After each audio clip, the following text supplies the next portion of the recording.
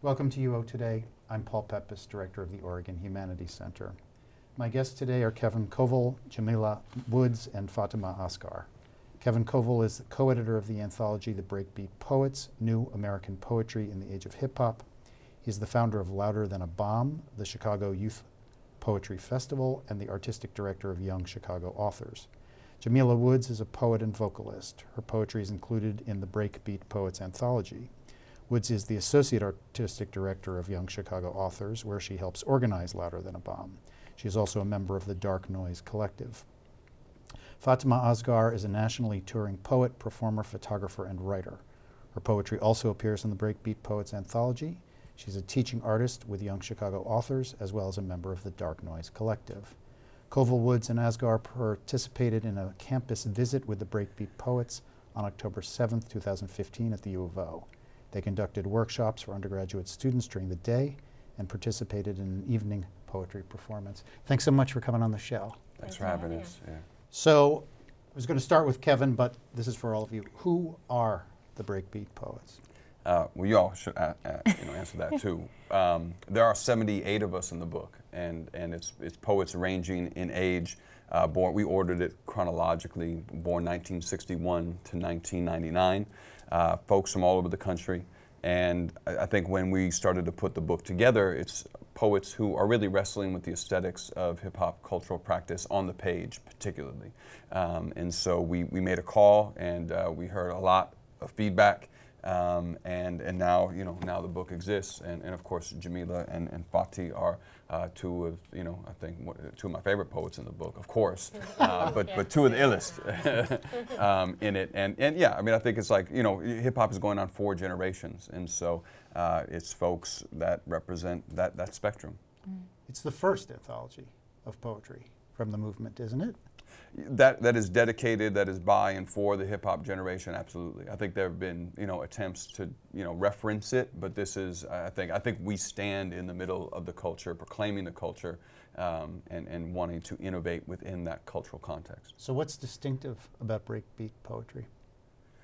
Well, there's a lot of things. I mean, I think, it deals with a lot of aspects of the culture. So these notions of legibility, illegibility, the notion of who poems can be for. I think hip hop engages, of course, like in, Black diaspora cultural practice. And so even the notion of call and response, that the artist is dependent on the audience.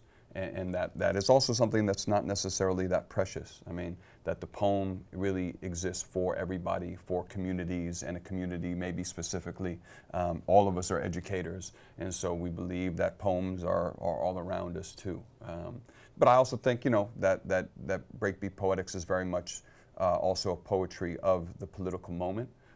Poems that speak to to trying to alter a civic discourse, to push civic discourse in city space further into more equitable spaces, and really hip-hop in general, tries to practice a radical inclusivity and a radical democracy. And I think we see that in who is in the book to some extent. Say a little bit more about that. Who's in the book? Give me you gave me a sense of their ages. Right. But a lot of very attractive people. You mentioned in the intro that Jamila and Fati are part of the Dark Noise Collective, which is 6 poets from all over the country. They're all in the book. I think they're all born in 1989. Yeah, right? And all poets of color. Right, all poets of color. There's only one poet who's not alive, John Rodriguez, who's a poet from the South Bronx who lost his life sadly. Too soon. We have a lot of students of ours who are in the book, and also some of our mentors are in the book. And so as much as it is kind of a conversation dissecting and sampling from American popular culture and diasporic cultures and inherited indigenous and ancient cultures, it's very much also a conversation among 4 generations of American letter makers. Which is exciting. Like a lot of the poems will be after another poet who's in the book, which is pretty cool too. And I think it's poets who. One of the reasons why the book exists is because when I was in high school, I was taught basically that poetry was done only by dead white dudes who got lost in the forest, and hip hop demanded and made, I think, our generations consider and know something other than that. That language was very much alive and in the mouths of working people of color, who are articulating the multiple narratives that sometimes were left out of the dominant narrative and doing it in ways that were undeniably fresh. And so I think for a lot of us, we were drawn to that same practice. You say in the intro that the breakbeat poets and hip hop are saving American poetry. Yeah. Tell me why. Well, I think that we are in a moment where there are more people who identify as poets than ever. I think poetry has probably never been in better shape than this moment. And I think it is because of the vibrancy and the democratic practice of hip hop. I think that it is an invitation to create.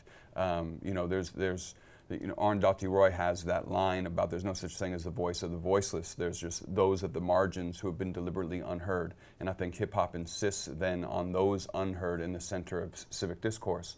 And so, American poetry itself, before, we started to make it fresh, was something that remained like incredibly dull in our high school classes. They beat it to death. It was the way that it was taught in English class in high school, for me, made me hate poetry. I was a kid who also, at the same time, loved poets, but they were not, Robert Frost. They were Chuck D and MC Light and KRS-One, and who would eventually introduce me to Gwendolyn Brooks and Sonia Sanchez and Hakeem Adabudi. And it was that legacy and tradition that this also then, that we're participating in. Since you all participate in Young Chicago Authors, tell us a little bit about that.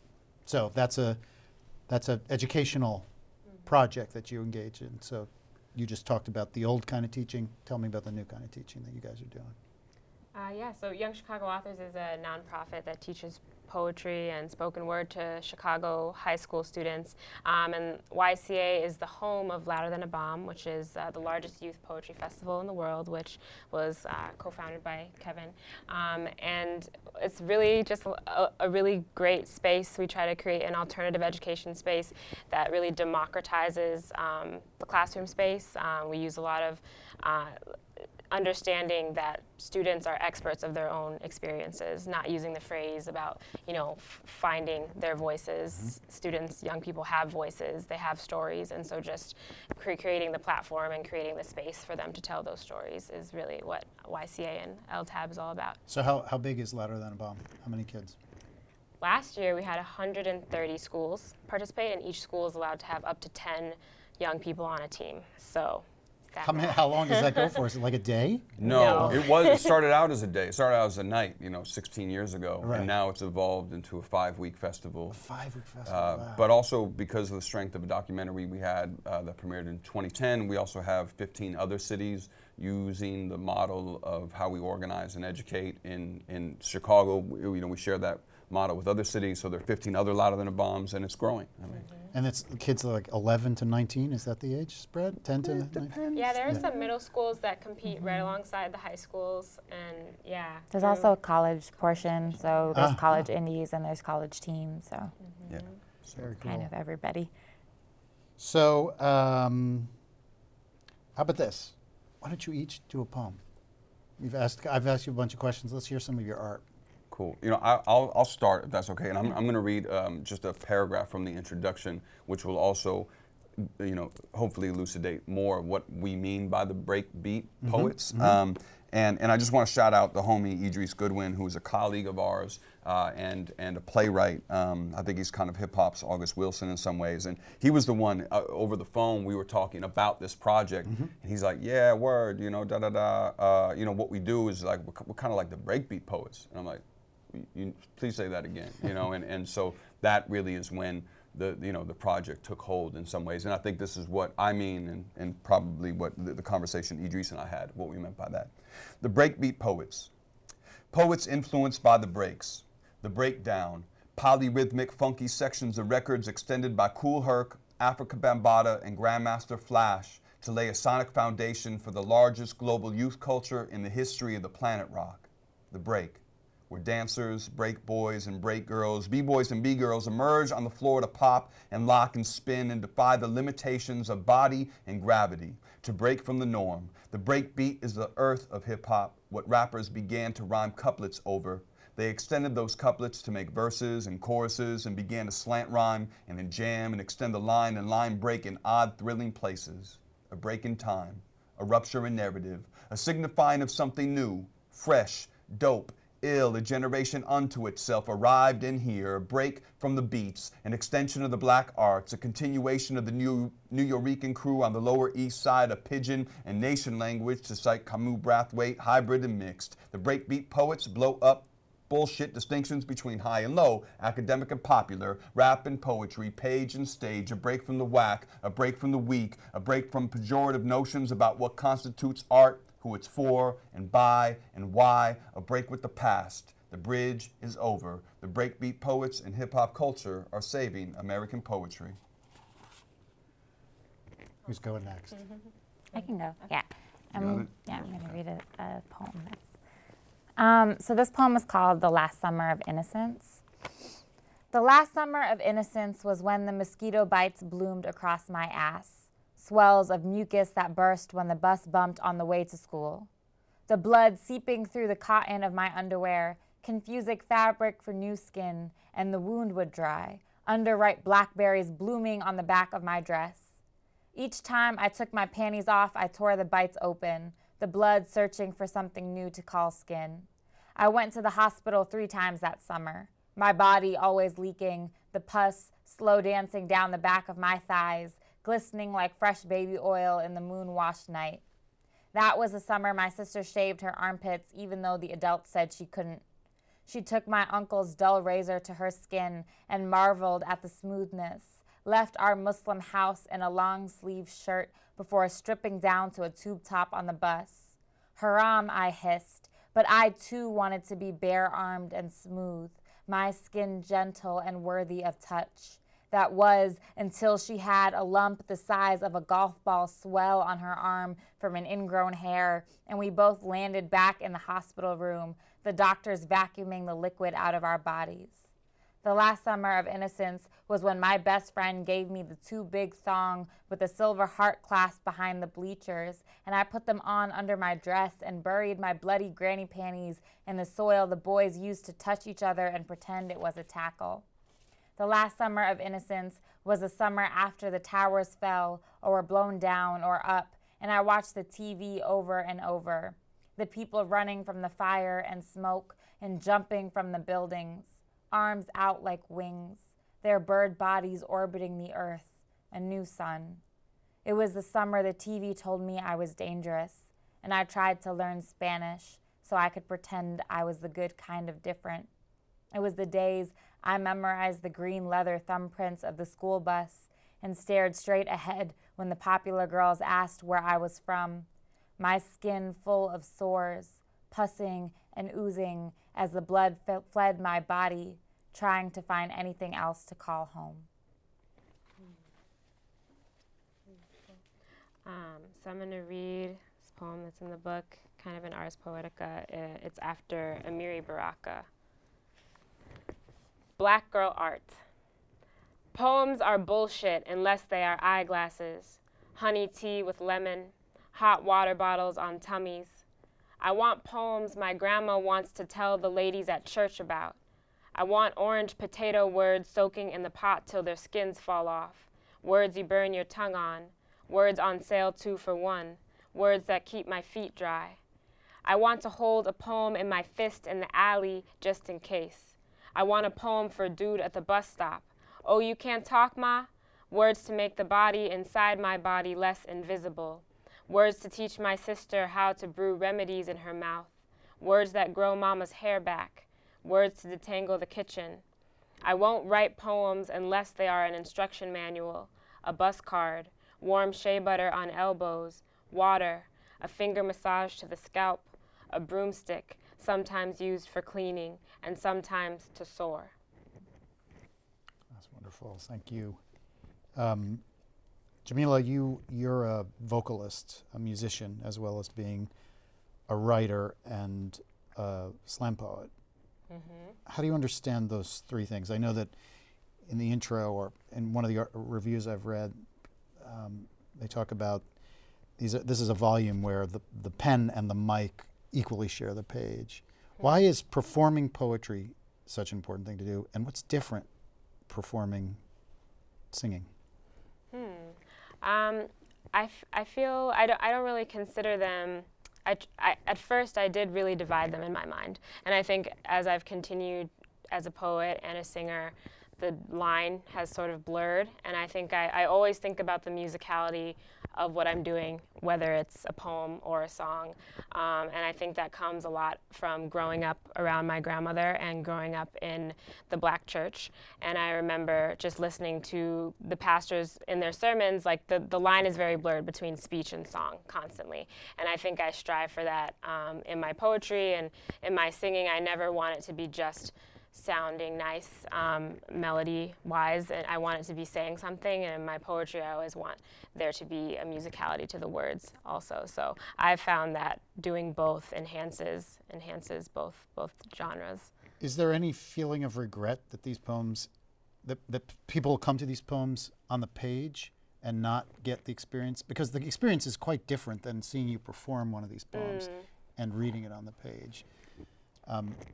I mean, now we could put these in classrooms now, you know. But what about that difference? Does that, I mean, is it the same, let me put it this way, is it the same poem when you read it on the page and when I hear you and see you perform it on YouTube or on a stage? What do you guys think about that? I don't know about you guys. I feel like these poems ask to be read out loud, which also makes it less of a singular, alone activity and more of something that you do collectively. Yeah. And I hope it does the same work, and I also think there's something about hearing an author read their work. I think that what Jamila says, I agree with, that poetry is also about delighting the ear. It's about a lot of things, but it's about that too. But I think the hope is that these poems also stand by themselves. We're also in a moment of democratized technology where we're working on a series of videos to accompany some of the poems, and maybe at some point we'll, put out like the recorded version of the anthology. But I think part of what we wanted to do was say as well, to challenge who is publishing poems in a moment where, there are a number of poetry houses and there are a lot of books of poems, but a lot of them are also corny. And we're trying to also, challenge the notion of who gets to call themselves a published poet, and add, in some ways, to it, a different legacy in this country too. You guys appeared, there was a special issue of Poetry Magazine. Yeah. It's the oldest poetry magazine in the United States, right? We were just as surprised. Yeah. And how did that go? I mean, how was it received by that? I mean, that's as establishment poetry, on the page poetry as you can get. Yeah, I think it was received really well. Like, people loved the issue. And I think Don Scher is the editor of Poetry Magazine and has been paving a new kind of poetry magazine than has ever been seen before. He's really committed to fresh voices and kind of the vision of BreakBeat Poets in the sense of poetry being an open door and an invitation rather than a closed door and a silencing, which it has historically been. And I think, so I had a poem in that issue, and it was Pluto Shits on the Universe. And the poem went crazy, like, on the internet, and it was people, like, and I got, people were like, this isn't poetry, like, you can't swear in poetry, you can't be like that. And I disagree. I think there's a certain lyricism to vulgarity, especially when you're using it consciously and you're using it in the way that you speak. And that poem, really was shared so much on Twitter, and the video of that poem was shared all over. And a few weeks later, after the issue came out, no, not even a few weeks, a few days, AWP, the Association of Writers and Publishers, the conference was held. And when we went to the conference, everybody knew the issue, everybody knew the book, everybody knew the poems in it, and people were really excited. Like, people were like, this is something new that has never been seen before in this vanguard, and you're really breaking doors down. So I think it's been received really well. You mentioned breaking doors down. Tell us a little bit about the work you did in Bosnia and Herzegovina. Yeah, I went to Bosnia and Herzegovina on a Fulbright in 2011 and 2012, and I was looking at the way that genocide and violent conflict is memorialized through art making, and the way in which that could be like sculptural or oral or through theater, and the kind of art communities that form in the wake of violence, which I think is something that you can study everywhere. Mm-hmm. There's a lot of ways that I think that art and violence are really in conversation, and that those two things are, in some ways, they're really telling once you analyze art coming out of areas of conflict. And when I was there, it was the same thing that Jamila was saying about noticing that everybody is a poet and everybody has these stories and everyone wants to share them. But people feel reluctant to call themselves poets, or they feel reluctant to say that they're artists because of what they were taught that meant. And I thought that was really whack. You know, I was like, how? All of you are better than anyone, you know, everyone, and you have all these stories and they're really important. So I founded a bilingual spoken word poetry group, and it was the first one in Bosnia. And it was really amazing because we were performing at the Sarajevo War Theater and at the universities, and it was people who had never ever considered themselves performers before, had never ever considered themselves poets, were really worried about how they would sound on stage, but just killing it, just going up on stage and just doing these poems that were really, really beautiful. And I think in that moment, articulating what it meant to people, what this art form was that they had never seen before or had misconceived notions about, was a really powerful moment, because it made me realize why spoken word is so important, why the history of oral poetry is really rich and necessary. You and Jamila, you're both members of the Dark Noise Collective, so tell me, what's the relationship? I mean, obviously it's a subgroup of the BreakBeat Poets, but what's distinctive about the Dark Noise Collective?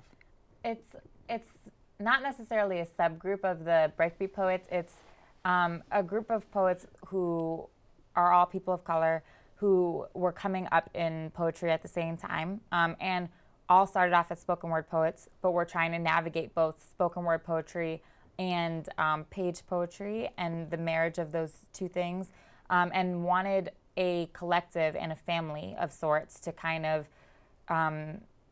just be able to navigate the terrain, to influence each other's writing, to build with each other. And I think sometimes poetry can seem like a really solitary thing. Like there's all this idea of you go into a room by yourself and you write, and then you just submit by yourself and there's no one around you. And I think both Dark Noise and the BreakBeat Poets really challenge that, because they're saying actually poetry exists in community, and poetry exists in these people that have all influenced and helped each other. So that's kind of where I think the parallels there are. Can you tell me, you just mentioned community. Mm-hmm. For those of our viewers who have never gone to a spoken word performance, what's it like? What happens there in relation to this question of community? Okay, obviously the poet is on the stage and the poet speaks the poem, but that's not the only thing that happens. What else is going on there that's important and distinctive? Well, one of the things that the space that we try to create is a space where the audience can also respond to the performer. So it's not sort of like the Western be quiet until there's a pause and then clap, but having like an active response in real time to the art that's being presented. And it's also the author of the work is right there performing the work. There's no, it's kind of this immediacy of the art form that's really powerful. I think it situates like the author in their body, which I think sometimes academic poetry tries to do away with the body and not write about it. And you can't have that separation in spoken word. It's very, very apparent who the author is and what it changes then also what stories you're saying. You know, like Patricia Smith has this poem about a skinhead, and it's in the persona of a skinhead. And she's a black woman on stage doing this poem, and that's a very, very different poem than if you were to say stumble upon it and you didn't know who she was. So talk about the competitive, like the evaluative quality, that what goes, like you're judged, right? In a slam, In a yeah, slam. You're judged, yeah, and that's something that comes from Chicago, something that Mark Smith, a construction worker poet, kind of used as a tool to generate larger audiences for his and his friends' work. It's a tool we use with young people to kind of get them interested, because in part, everybody kind of likes competition, particularly in America, and if poetry can appear to be a sport, but it's more like professional wrestling. Like we let people in on the, what's happening. We let them in on the trick of competition. It's more theatrical. And I think the environment that we're trying to create for the audience is somewhere between church and a town hall forum and also a house party, and so it's like these collective spaces where everybody, hopefully in the audience, looks like everybody in the city, because our audiences are also intentionally organized. Where it's not just for one community, it's for city spaces in its totality, in its spectrum, and then hopefully the voices on stage, ideally, and this is the work we do in the city and we try to do in our own art, are also reflective of who's in the audience. And you also, I mean, you're all urban poets, but you travel around the country, and you said you were in Florence yesterday. Yeah. Florence is no Chicago. Didn't, I mean, tiny little similarities, but yeah, I noticed some differences. Yeah, but so you're spreading this word. It's not exclusively an urban movement. It's happening everywhere. I mean, look, one of the best breakdancers I've ever met was a farm boy from Kentucky. And what happened is that, once hip hop became global export, once it left the borough of the South Bronx or Brooklyn, it transcended in some ways like your locale. It insists that you consider where you're from, and it also, I think, is aspirational in the sense that you can also use your art, your imagination to go anywhere, both physically and also for where you want to be in the world. And so, yeah, I think that there are some, there's a great collective of poets in the South, the Appalachian poets, who are Black poets from the South, from Appalachia, who write, and some of whom are in the book, who wrestle with what it means to be in non-urban space. And I think that this forum is for every person. And I think it really complicates what hip hop is and who it's for. Like, for example, we joke about this a lot, but my family immigrated from Kashmir in Pakistan, and they sing hip hop songs. That was like their gateway into English, into understanding America. And so my family, in their shalwar kameez, will be singing like Project Chick, and that is like my childhood, was all of that, that kind of complicated grappling with like hip hop in America and English and all of that. And I think hip hop is American, and it also extends the circle larger than the country itself to include everybody who wants to participate. In that regard, like it erases borders and boundaries when America tries so hard to erect and maintain those boundaries. That is an excellent way to stop this interview. We're out of time. Terrific ending. Thank you all three for joining us today. Thanks for coming to the U of O. For your workshop with the students and for the performance tonight. Thank you. Thanks for having us. Thanks for having us. I've been speaking with poets Kevin Coval, Jamila Woods, and Fatimah Asghar. Coval co-edited the anthology, The BreakBeat Poets, New American Poetry in the Age of Hip Hop. The poetry of Coval, Woods, and Asghar appears in the book. The three performed their poetry during a campus visit with the BreakBeat Poets on October 7th, 2015. Thanks for watching.